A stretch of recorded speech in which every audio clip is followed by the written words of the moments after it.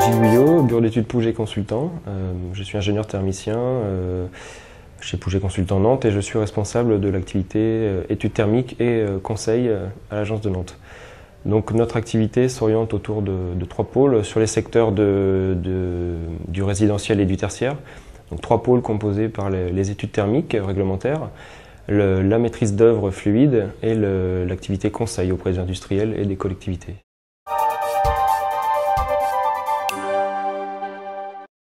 Nous avons toujours répondu présent sur ce genre de projet pilote, et très exigeant en termes de performance énergétique, et ceci aussi dans le but d'exercer l'ensemble de nos compétences, c'est-à-dire les études thermiques, le conseil et la maîtrise d'œuvre fluide. Effectivement, ce qui nous a séduit dans ce projet, c'est donc le cahier des charges de la FFB, qui était plutôt exigeant et qui préfigurait les niveaux de performance à atteindre d'ici 2020.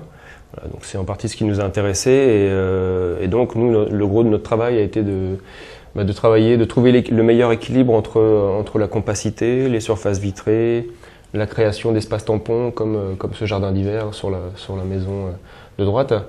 Voilà, ça a été vraiment un travail sur le bâti d'abord et sur la gestion des apports solaires.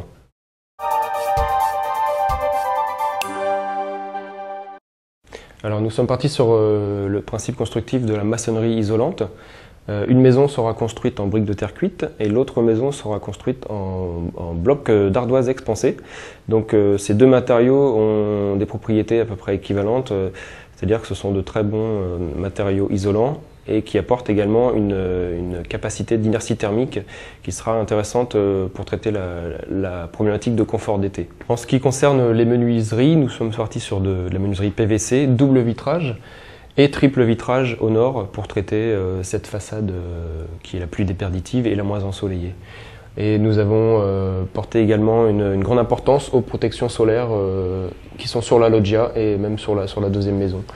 Alors pour la production d'eau chaude sanitaire, nous sommes partis sur une production solaire avec des panneaux placés en toiture.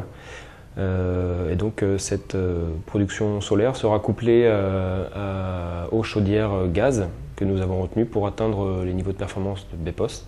Alors pour compenser les consommations d'énergie, nous sommes partis sur une solution de tuiles photovoltaïques donc qui seront directement intégrées en toiture et qui nous permettront d'atteindre le BEPOS. Et donc il faudra à peu près une dizaine de mètres carrés par maison.